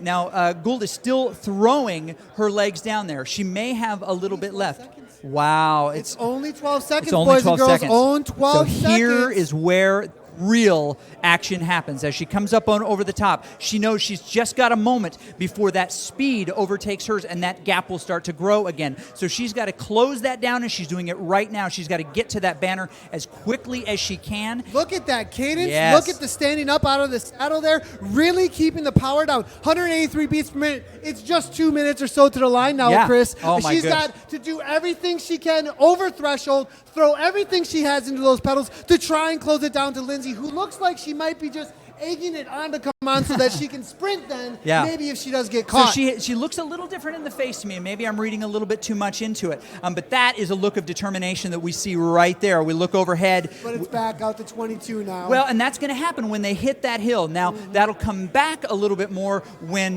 Lindsey hits the flat, depending on what she do. We lock in here with that beautiful view. That's the great thing about virtual racing, is we've got infinite control of cameras. We can see what's going on. It's a great spectator sport. And she is digging as hard as she can. Gould wants to try to close that down. Now as we see her flatten out here, we're going to see that this gap effort. come back. Yep, now 330 watts or so, 186 she beats do per it? minute. One more kick as she comes down that downhill and takes that speed into a flat. Very smart Yeah, for very not smart. being out on Zwift before. 186, maxing her heart rate out as much as she possibly can, putting everything into this last K. Lindsey, though, keeping it steady, it looks like here. Look at the shots here that we're getting from real life. Rider versus rider, the real world effort versus the real world effort. Here now, 16 4.6 watts per kilogram. It's in the last 500. Yeah. We'll put in a huge effort, a big dig to try and close it down. It just doesn't look like it's going to happen. They're matching without a watts. Crazy watts per kilogram from Gould. No, and you know what? Honestly, if this was a lap longer, Gould would probably catch her. Even if it were 2 miles longer, she could probably pull this back on the flat. Yeah, I've always heard that that cycling is a race to exhaustion, and the person who reaches it at the right time wins. So it looks like Lindsey Guerra then did lock down second place out there today for the World's team. I had to go with a valiant effort all the way to the line, but grabs on to third, crossing the line about 200 watts or so. Solid effort. We the see watts, that. Did you see that? 304 watts from Rachel Elliott, 204 from Lindsay. Wow. It looks like right in the 170s or so. You see the riders there after their race. Total exhaustion. Huge effort there from the UK. Kona Bear, it looks like here, making her way to the line. We saw her up and out of the saddle. There's Lindsay with her head down there, just looking for some reprieve, looking for some more oxygen, some more O2 in the lungs to try and calm down after that race.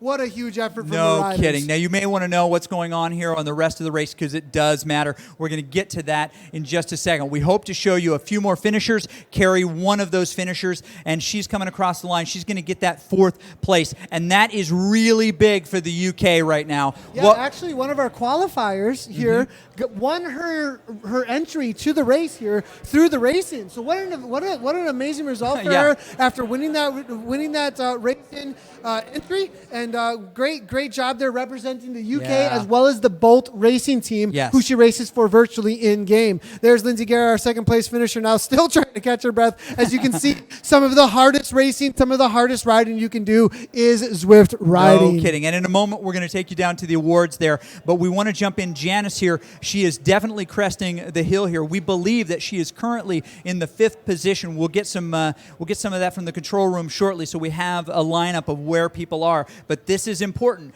If the world wants to have a chance to really round this out and to put some more points in the pot to see where they stand up. Yeah, is she actually sitting? What place is she in? She may be 5th. I'm not sure. We believe that she's 5th. Slade may be a little ahead of her. We'll have to find out.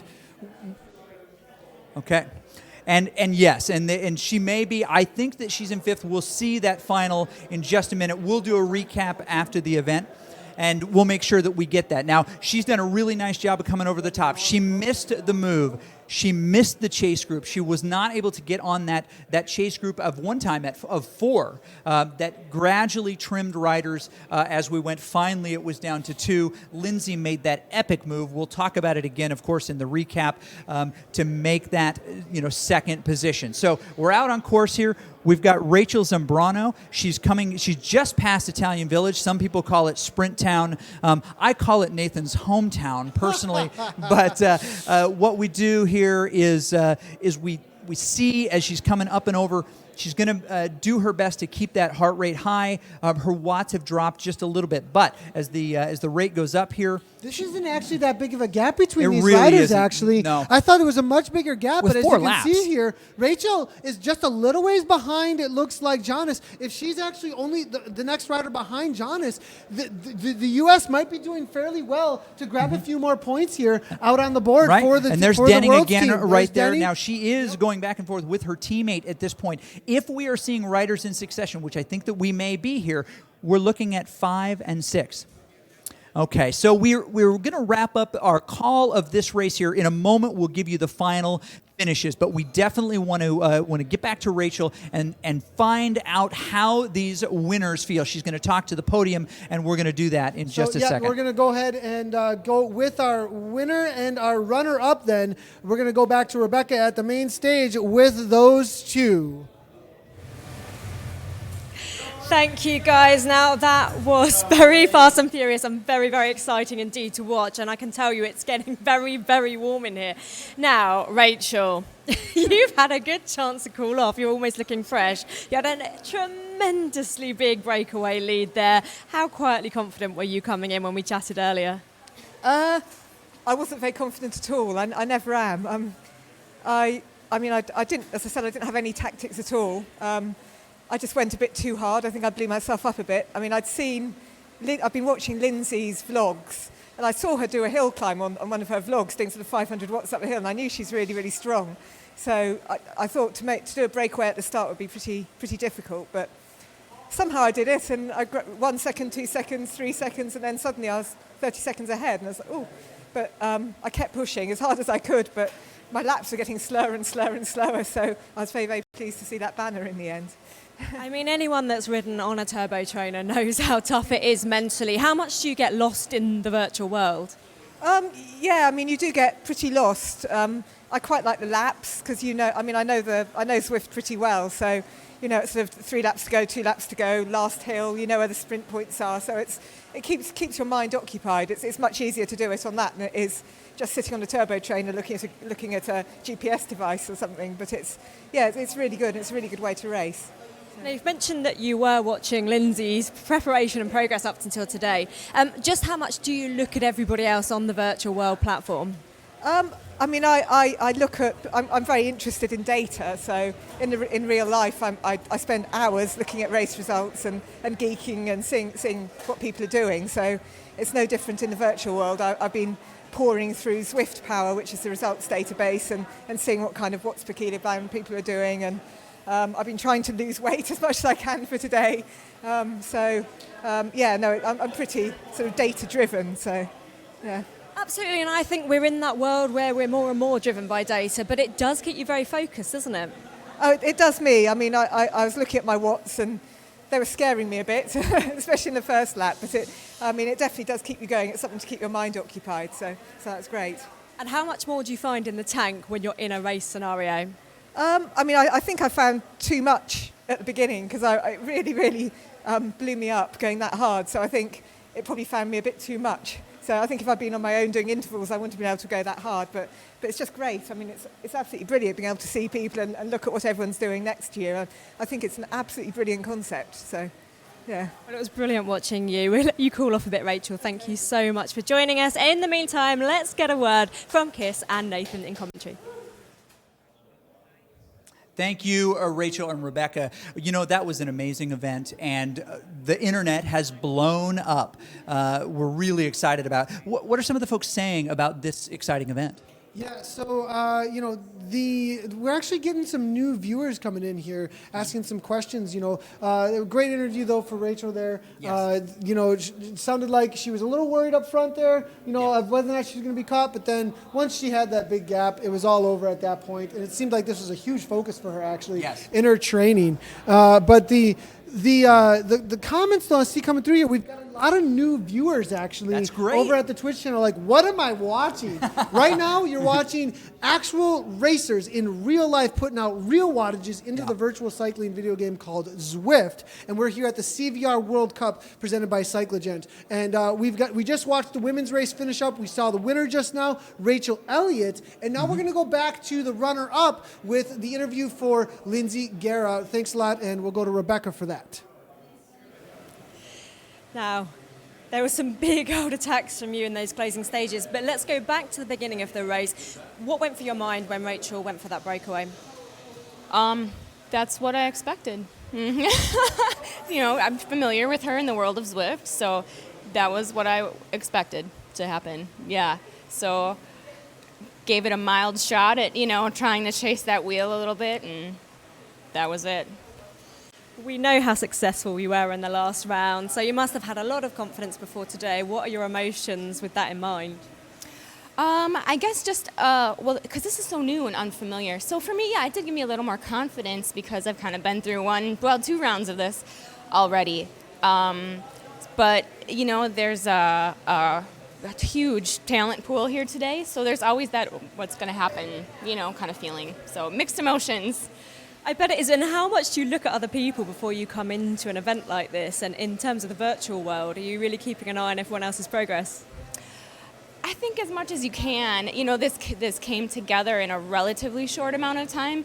So yeah, I think once everyone had an idea of who else was there, we're all kind of, feeling each other out, trying to just see what's going on, and yeah. It's highly, highly competitive. I can tell you I'm exhausted just watching you. So tell us about those closing stages, because you were really, really closely pushing each other on. Yeah, we were, like you say, really close. And Lindsay just went for an attack and just couldn't hold her wheel. And, tried to keep up with her up that climb, but it wasn't going to happen. So, just damage limitation to the girl chasing. So, yeah, brutal. And tell me about your approach, because I'm watching you both towards the end and you've got quite different styles there. So I come from mountain biking, so I kind of approach it from like a mountain biker's point of view. I just basically just go as hard as I can for as long as I can and see what happens. Yeah. When you are in this racing environment, how much do you see your power peak up more and you find that more in the tank? Well, I mean, under anyone who races knows under race day circumstances, you see those peaks a little bit more. So whether you actually have that much more in the tank, that's another story. But, you know, you're pushed to your limits in a new way, that's for sure. Mm-hmm. What would you say to anyone that's watching this and hasn't tried virtual racing yet? Definitely have a go. It is really good fun. I think it caters for everybody. So it doesn't matter, you know, if you're a beginner or really experienced, it's just really good fun. And yeah, I've had a really good time. And you have had fun, but I can just see by the power data just how phenomenal you guys are as athletes. What sort of training has gone in behind this? Oh, well, I mean, for me, I'm also a mountain bike racer, you know, highly competitive. So it's a different dynamic for me, though, because like she was saying, you know, our sport is a little different. There's road racers, there's mountain bike racers here, there's triathletes, time trialists. But I do most of my training on Zwift because of the nature of my family. I'm a mom, and we run businesses at home. So I train with Zwift a lot, but I race on the mountain bike. So I kind of cover a wide range, but I think everyone is trained a lot for this. And it gives that motivation, doesn't it, when you have to get on that turbo, say bad weather. It's another element, isn't it? Yeah, definitely. It can take away the boredom of just staring at the four walls of your kitchen, for sure. It's something I'll definitely be using a lot more in the future. Yeah, it's been a definite eye-opener. Thank you so much. I'm going to let you have a little rest, but for now, let's have a quick word from our commentary team, Chris and Nathan. Thanks a lot, Rebecca. I appreciate that. That was a great interview with the was. runners up there. A lot of chatter about the tactics that were going on throughout the race there, actually, and about how they were eyeing each other up. So now we are looking there at the last moments here. What are you seeing here between Rachel and then There was Lindsay? the move right there. So she saw the opportunity and she was able to break the aerodynamic stream. No, woo, up and out of the no kidding. Look at that hair fly right there. That was awesome. And they both are just digging. But what she did right there is she made a definite enough move that Gould could not stay on her wheel. And once she lost that aerodynamic advantage, and Lindsay's putting out 700 watts, 12 watts per kilo based on her weight, she was able to get that distance. Now, if you're going to catch the rider in front of you, you can't just do what they're doing. You have to do much more than they're doing. And on that big uphill where the distance had grown so much and the steep uphill was so much, you see the moment where she breaks right there and says, I can do no more. She dipped into the red. Her needle hit that flood meter, and she was done. Now, what we can say about her effort was absolutely wonderful. You see that look on her face like, oh, I can't believe I let it happen,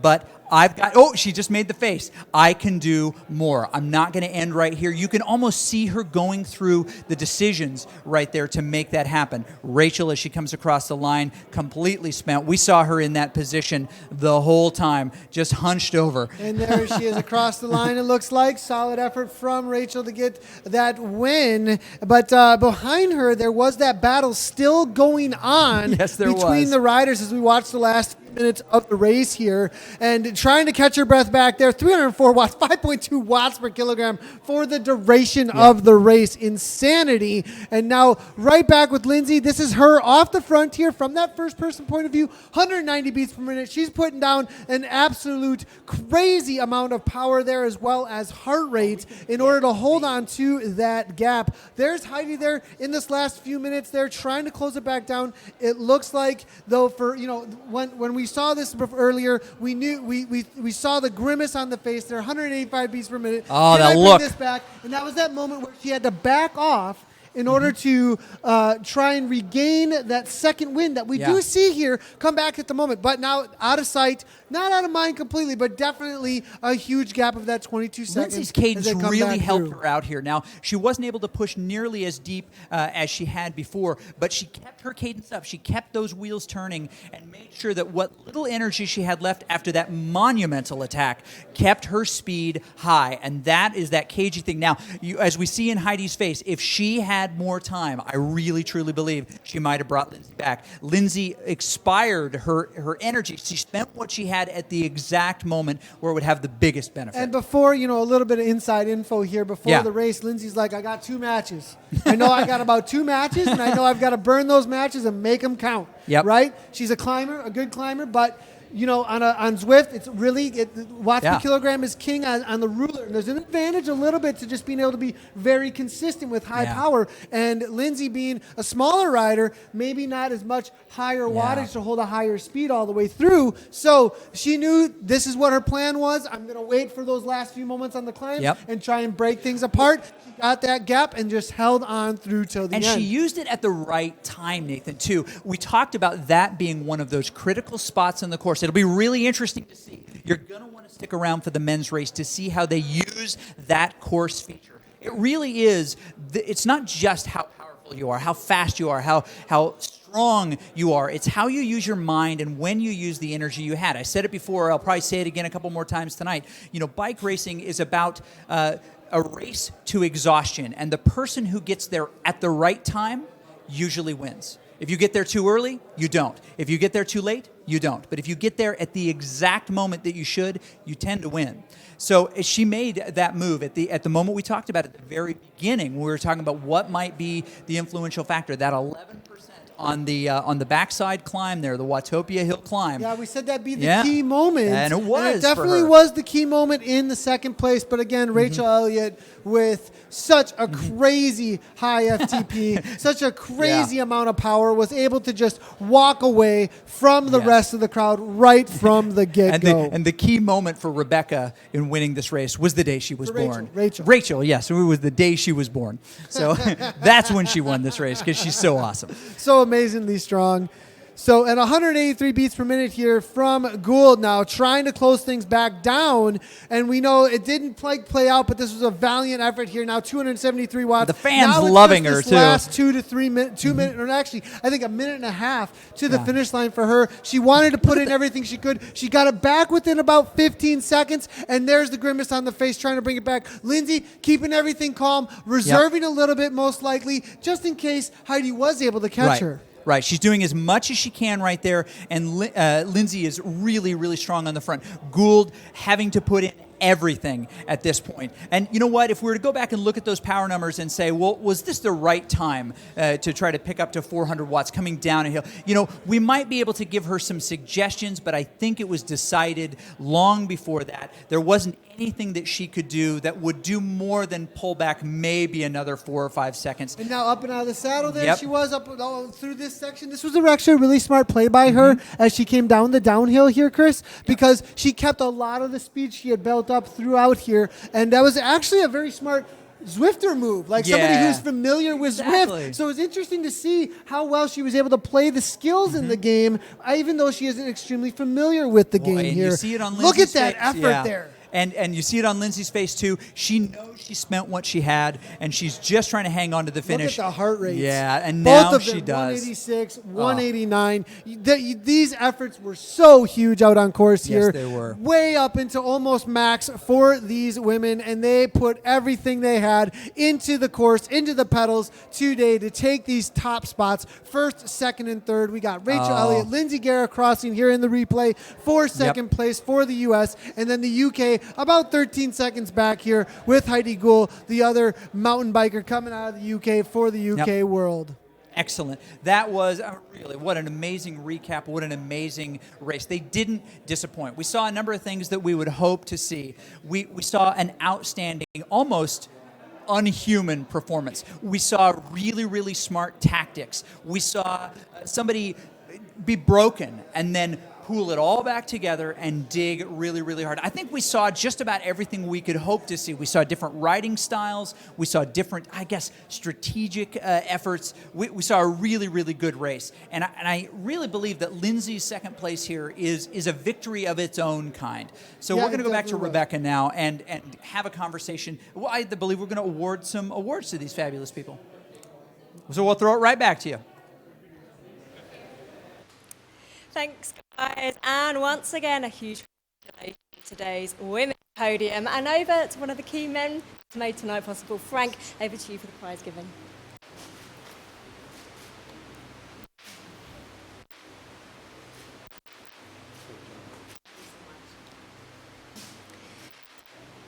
Now, amazing effort. Congratulations once again, and you're all looking very cool, calm and collected straight after getting off those trainers. So Frank, if I could just grab you back in, let's talk firstly about the incredible rides from these three tonight. Absolutely amazing, fantastic, long journeys, sitting on tarmacs. It was a fantastic race, tremendous effort, very exciting. Rachel, tremendous effort off the front at the beginning. Big numbers to get away, and then the chase was fantastic. It was really compelling to watch that. We're thrilled to have you. Thanks so much for coming out. And you've put in a lot of hard work behind the scenes too, of course, leading up for today. Tell us about your role and what it's like to see it all come together. I'm a suit, so huge team, amazingly large team putting in a tremendous amount of work, and I'm just fortunate enough to work with them. Thanks so much for joining us. Now, the women are going off for a well-deserved rest and a recovery drink, I'm sure. And now it's the turn of the men.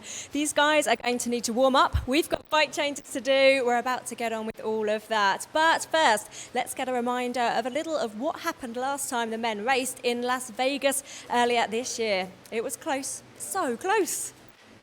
The first ever CVR event, the World Cup kick-off in April, could not have been more exciting. The men's race ended in a desperate chase in the closing stages as sprinter Shane Miller began to overhaul breakaway rider Justin Purificati, with the finish line drawing ever closer.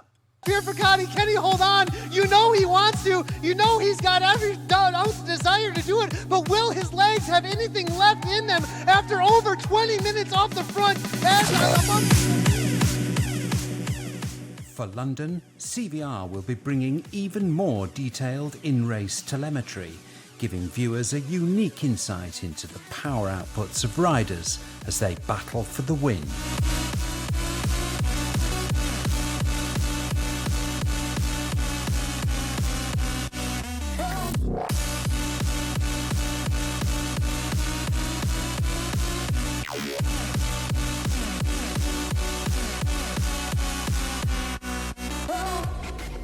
But now we do see Templar making his way to the front. Purificati still has 3 seconds. Can he do it? It's going to come all the way down to this last 500 meters.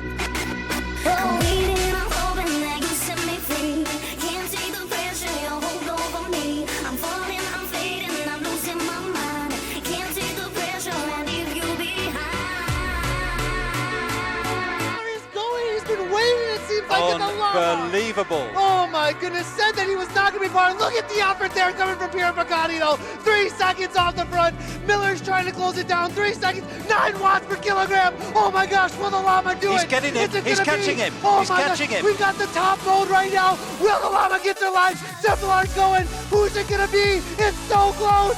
Shane Miller with 10 watts per kilogram. 1 second is the difference.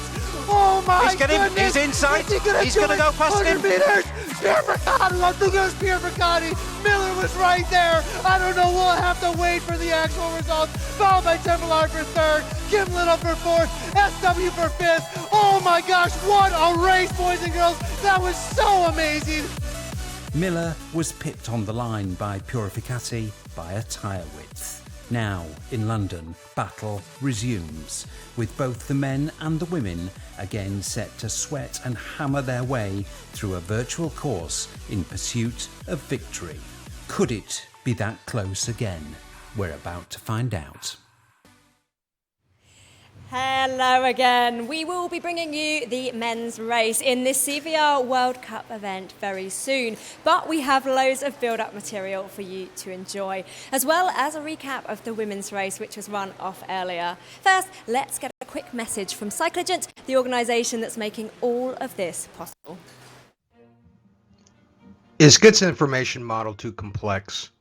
Are you frustrated? Then become a GIT guru by attending a one-day in-person luxury seminar and learn in luxury at one of our many fabulous venues where we'll have delicious catered meals and instructor-led hands-on training coming to a city near you, such as San Francisco, Seattle, and Los Angeles. So register online today at cyclists.gettraining.com and get to know get. The stations are now being made ready for the men's race. I'm going to have a little wander around and see what's happening, but Kim joins me now. Kim Little, welcome. It's great to see you here tonight, and I know that you're racing, but you also do a lot behind the scenes. Yes. So tell us about everything you do. So I've been involved with setting up the kit, buying the kit, bringing it here, testing it, mountains of wires. It's never ending. So we've had the women's race, of course, and they've hopped off for, as I mentioned earlier, a very well-earned recovery drink and something to eat. So what happens now ahead of the men's race? So first thing first, change the bikes over. They're different size riders, so change the bikes, change the saddle heights, swap the names of the riders, get them in the view, change the camera angles, warm up, hydrate, get racing. And you need to hydrate in here, don't you? It's really hot in here, yeah. Those fans need to be going full blast. So as I mentioned, you're of course racing tonight. You haven't had much time to rest those legs, have you? Is that quite stressful? It's not stressful, but out of sight, out of mind. So I'm just going to get on with it, I think. Yeah. What preparation's gone in ahead of tonight for you? Lots of training. Many hours in the game. A few outside rides, sprint efforts. Yeah, just lots of work. How much are people actually getting on smart trainers and hooking up to the virtual world? And how popular is it? It's getting hugely popular. Over the last 18 months, the growth has been enormous, especially with starting out with lower end kit and then upgrading to the latest kit, sort of, like this sort of equipment. Kim, thank you so much. Going to let you actually do a little bit of a warm-up or sit down, whatever you need right now. Now, maybe you've never seen virtual bike racing before. Have a look at this and find out how it all works. Virtual bike racing, what is it and how real is it? Well, this is a common setup that we all use at home. This is my race bike that I use, so real bikes, and the people you see on screen that we race against are real people using the similar setups to this. Last night I caught up with Veronica just before the start of her E-Crit Series race here in Australia. Now tell me, the racing online, is it just as competitive as real racing? Probably more so. It gets pretty serious, and yeah, I have to say it's pretty full on right from the gun. So every race that I've done here, it's like flat stick right from the gun, have to hold as much as you can right from the start. Whereas some of the other races that I've done where they're not criterions, they're longer road races, you'll roll out and actually get into a good rhythm and form a bit of a pack to start your riding. Okay, now the tactics that work outside, do they work inside? Things like drafting and breakaways and attacks and even bunch positioning. Does that work in the virtual world here? In fact, that's part of the key parts to these racing. So once the groups form as part of the overall race as it unfolds, you have to stay in the draft, because as soon as you don't, then you're working twice as hard to get back into the bunches and to move forward. It's about jumping between groups and trying to hold my position and trying to stay as far forward as I can.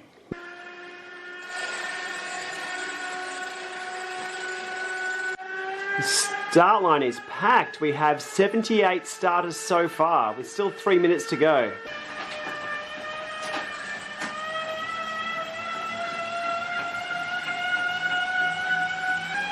So racing's underway. We'll leave Von with it for the night. Good luck, Von. Thank you.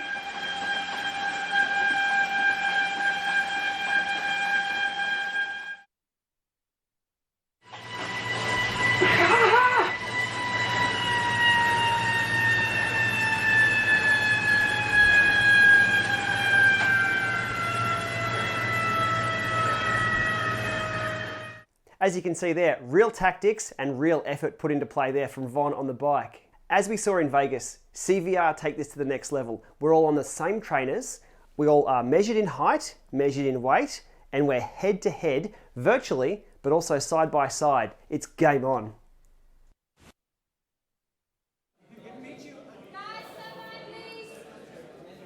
Now tonight we're very, very proud to be partnering with World Bicycle Relief, a fantastic charity that really is changing lives through the power of the bicycle. Now we've got one of these bicycles here, it's a Buffalo bike, but before we go any further, let's take a look at it in action. Check this out.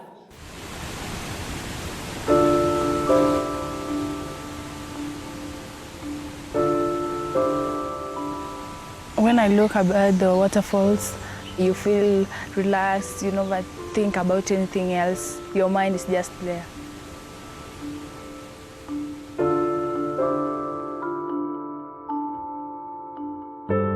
My name is Diana Monica.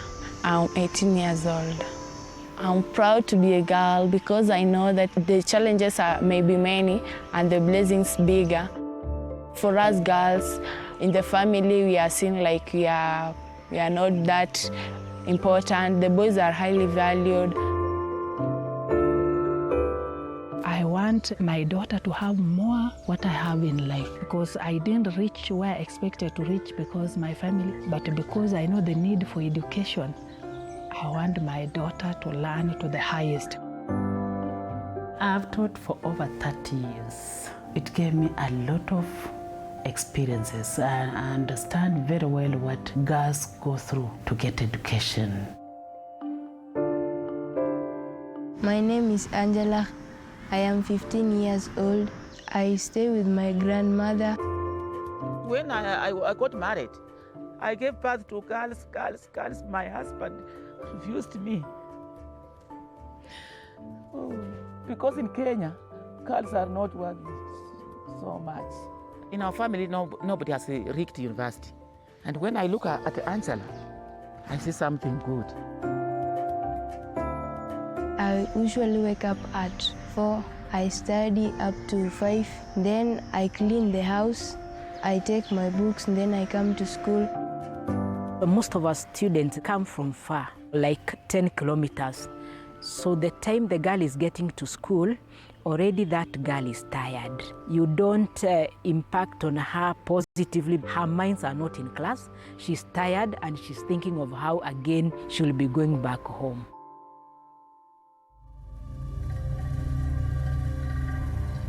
Very many of our children in school, especially high schools, use motorcycle to go to schools. Most of the drivers are actually very young men. And looking for young girls.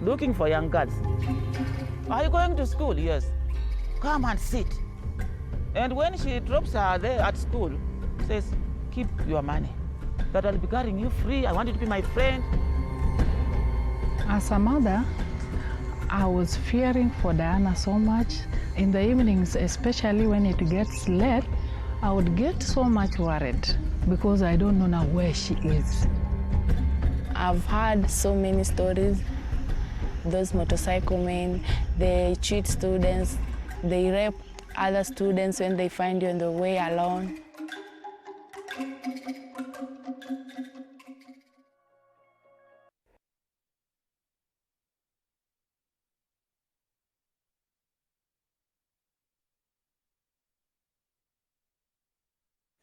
Alison from World Bicycle Relief joins me now. Thank you firstly for being here tonight, and tell us a little bit more about this bike from your perspective. The Buffalo bike is an incredible machine. It is designed to carry 100 kilos in weight on the back of it. I know it actually carries a huge amount more. I witnessed in Zambia last month farmers who had 3 milk churns weighing 80 kilos each on the back of their bike, and they had significantly increased their dairy herd because of the bike. It's an incredible machine for commerce, and it's an incredible machine for getting children to school. So it really is making a difference. Oh, absolutely. Again, when I was there, I met a little girl called Reba.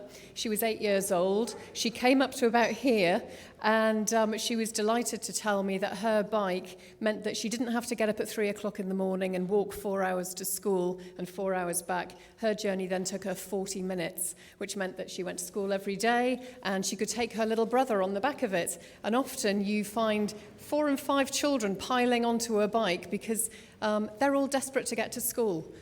So, this is such an essential piece of equipment. Talking of equipment, how much does this cost? A Buffalo bike costs £95. We also put together a monitoring and evaluation study which tells donors exactly how it's doing in the field, and that costs a little bit more to add on to it. But essentially, £95 for a bike to change somebody's life. And how are you able to make these available? We are very scalable, so the more donations we get, the more we can grow our programs. We have just topped this week 350,000 bikes in sub-Saharan Africa, so we're a bit chuffed with that. Wow, I'm not surprised. Tell us. It's a global organisation. It was set up by a guy called FK Day. Those of you obviously into cycling will know that he is one of the founders of SRAM. And he set it up basically after the tsunami in 2005, saw that the whole infrastructure had been wiped out, and he created the Buffalo Bike, and it did amazing things there. And he thought, from there, what else can we do? And he took it into Africa. From there, we've developed the education programs, and that's where our focus is. How can people donate? Me, I'm stood over there, usually. We've also got a raffle, we've got a silent auction. Come along, have a chat. If you want to, you can go online, worldbicyclerelief.org. Alison, thank you so much for being here tonight and talking us through all the very important work of the charity. Back to the racing for a moment, because one of the elements that makes virtual bike racing so interesting is smart trainers. Before we go any further, let's take a look at just how they work. Original indoor trainers had knobs or dials that you'd turn to increase or decrease resistance. Along came fluid trainers and wind trainers where you'd change through your gears to change resistance, which was more like riding outdoors. And then along comes smart trainers, well, specifically interactive smart trainers, where the resistance of the unit is automatically controlled by your PC, tablet devices or phones, or head units on your bike. Let's have a close look at exactly how this works. The interactive smart trainer we're looking at today is the original Wahoo Kicker unit. You can see here I've removed the rear wheel from my bike and mounted it here on the Kachette, which is compatible with the group set that I run, so 11-speed Shimano. So once the bike is secured in place using a rear skewer, it's just like riding a bike.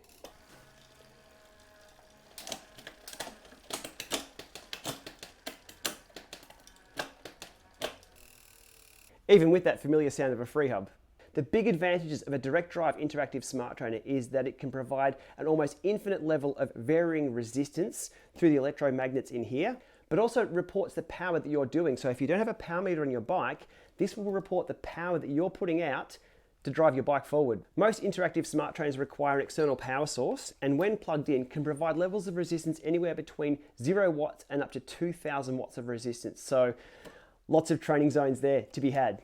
Sim mode is designed with some complex calculations built in, so that'll take into account your weight, your height, the bike you're on, and some estimated aerodynamics. But I guess the easiest way to explain sim mode is that if you're going up a 5% gradient on the screen, it feels like you're going up a 5% gradient. 10%, it feels like 10%. The same in the reverse order as well. 0% feels like you're riding on a flat road, and downhill, it will actually simulate downhill. So releasing all resistance on this unit, you've got to change gears into your 5311 and spin up if you want to keep pedaling, just like outside. With platforms such as Zwift using sim mode, it's changed things entirely. No longer are these indoor trainers, they're indoor cycling simulators. But it might be a while before we see that word dropped from the marketing and on the box. So there it is, a quick overview and back to basics on what an interactive smart trainer is and how it does it. In summary, up a hill, it gets hard. I turn around and it simulates downhills. Life is much better on the downhills. Those smart trainers are really humming now as the men continue their warm-up. Race time isn't so very far away now. This is the first time that real sport has been put into e-sports. Let's find out a bit more.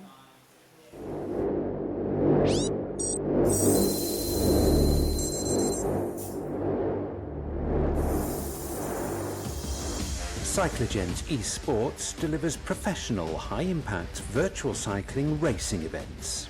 Virtual cycling consists of a real-life bike set up on an indoor trainer with power metrics designed to simulate riding through elaborate 3D courses. Bringing together top competitive cycling stars from across the globe, Cycligent Esports events are streamed live in high definition to online audiences across the world, made possible in this environment using custom software developed by Cycligent.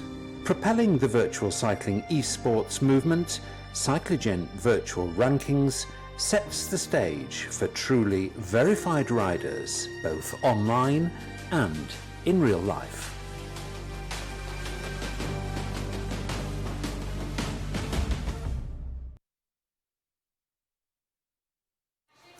All competitive sports need to rank the contenders. CVR, the organisation behind tonight's event, has devised a unique way of doing this. Let's take a look at how it works.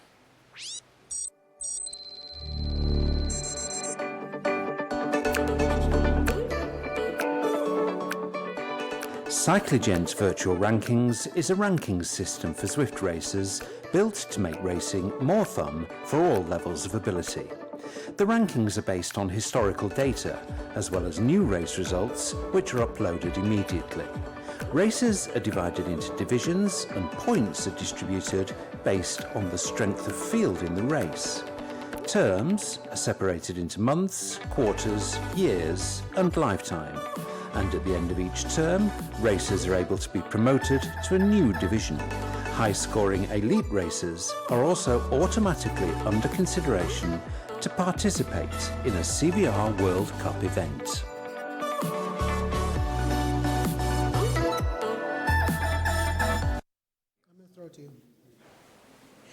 As well as being a commentator on tonight's action, Chris Haskell is an academic who has studied the growth of eSport.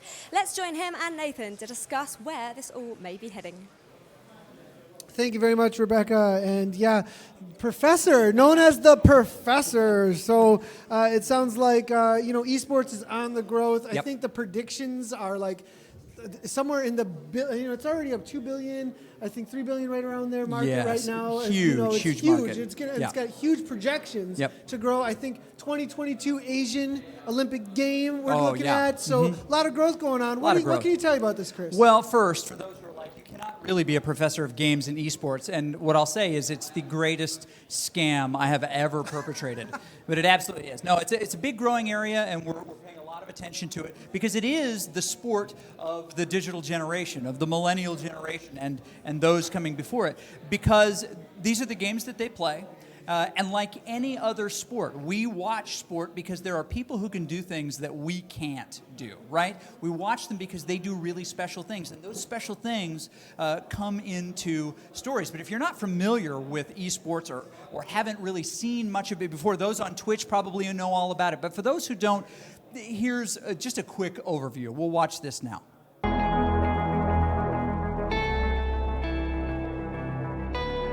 Esports. We love to play. Since the 1980s, video games and competitive gameplay have been part of our Western culture. The video arcade, the Atari, Nintendo, PlayStation, even PC gaming are all part of this rich cultural lineage of play.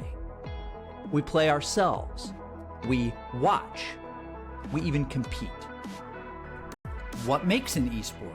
Well, any individual or team game that can be played on a level playing field in competition, whether that's live or online.